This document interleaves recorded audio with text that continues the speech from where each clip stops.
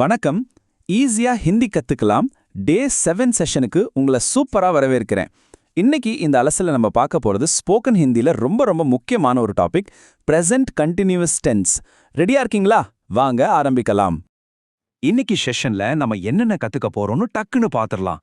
Present கண்டினியூஸ்னா என்ன, அதோட formula, positive வாக்கியங்கள், நெகட்டிவ் வாக்கியங்கள், எப்படி கேள்விகள் கேட்கறது, அப்புறம் கடைசியா ஒரு சீக்ரெட் ப்ரோனவுன் ட்ரிக். இதான் நம்ம லிஸ்ட்.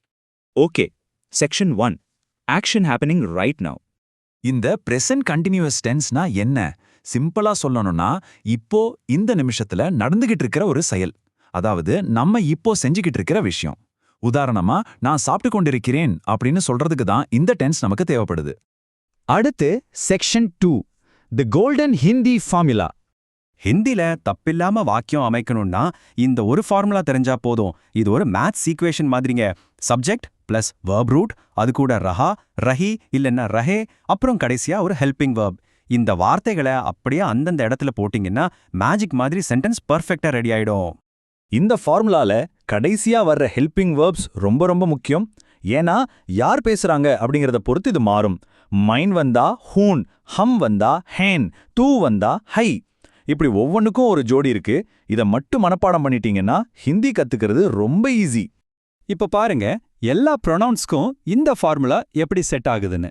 மைன், ஹம், தூன்னு ஒவ்வொரு வார்த்தைக்கும் வேர்ப் கூட ரஹா, ரஹி, ரஹே சேர்ந்து சரியான ஹெல்பிங் வேர்ப் எப்படி கனெக்ட் ஆகுதுன்னு கவனிங்க.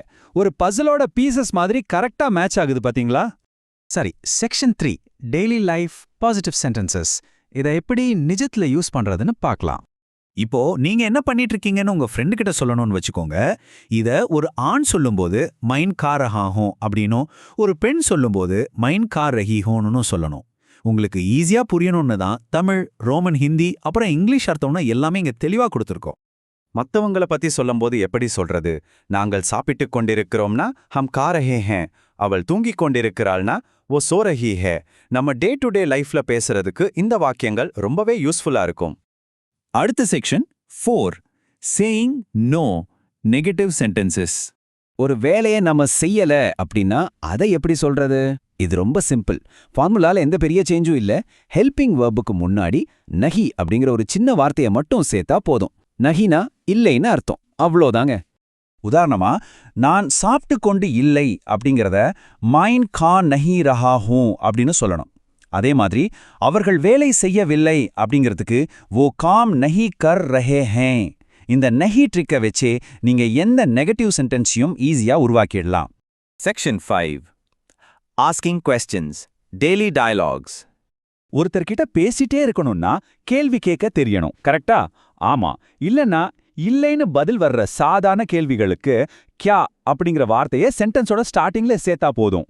நீ சாப்பிட்டு கொண்டிருக்கிறாயா அப்படின்னு கேட்க கியா தூ கா ரஹா ஹே. ரொம்ப சிம்பிள், ட்ரை பண்ணி பாருங்க. அதே கொஞ்சம் டீடைல்டான பதில் வேணும்னா இந்த WH வார்த்தைகளை யூஸ் பண்ணணும். கியா, கியோ, கைசே, கப், கஹான், கோன். நம்ம ஃபார்முலாவுக்கு முன்னாடி இந்த WH வார்த்தையை தூக்கி போட்டீங்கன்னா பர்ஃபெக்டான கேள்வி ரெடி. தும் கியா கர் ரே ஹோ, அதாவது நீ என்ன செஞ்சிட்டு இருக்க. நிஜமாவே டெய்லி லைஃப்ல நம்ம அடிக்கடி கேட்கிற கேள்வி இதுவா தான் இருக்கும் இல்லையா? நம்ம ஃபார்முலா எப்படி ரியல் லைஃப்ல அப்ளை ஆகுதுங்கிறதுக்கு இது ஒரு சூப்பர் எக்ஸாம்பிள். இன்னும் சில கேள்விகளுக்கான எக்ஸாம்பிள்ஸ் பார்ப்போம். அவன் ஏன் சிரிச்சிட்டு இருக்கான்? ஓ கியோ ஹன்ஸ் ரஹா ஹே. நீங்க எப்போ வர்றீங்க? ஆப் கப் ஆ ரஹே ஹே. உங்களோட ரெஃபரன்ஸ்க்காக. இது 4 ஸ்கிரிப்ட்லயும் இருக்கு, நல்லா கவனிச்சு படிங்க.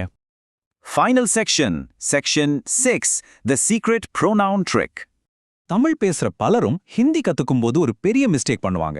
அதை சரி பண்ற ரகசியம் இதுதான். சப்ஜெக்ட் மாறும்போது ரஹா, ரஹி, ரஹே இதுவும் கண்டிப்பா மாறணும். ஆண்பாலுக்கு ரஹா, பெண்பாலுக்கு ரஹி, பன்மை அதாவது ப்ளூரலுக்கு ரஹே. இது ரொம்ப ரொம்ப குரூஷியல்.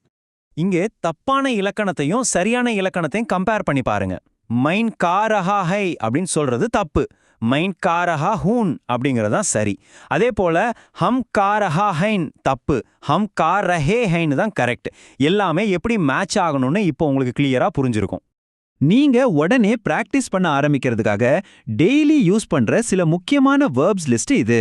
கா, பட், ஜா, ஆ, சோ இதையெல்லாம் நோட் பண்ணி நல்லா ஞாபகம் வச்சுக்கோங்க. ஓகே, இப்போ உங்களுக்கான ஒரு சின்ன டெஸ்ட். கேல் அதாவது விளையாடுறது அப்படிங்கிற வார்த்தையையும் நம்ம ஃபார்முலாவையும் வச்சு அவர்கள் எங்கு விளையாடி கொண்டு இருக்கிறார்கள் அப்படிங்கிறத ஹிந்தியில எப்படி கேட்பீங்க?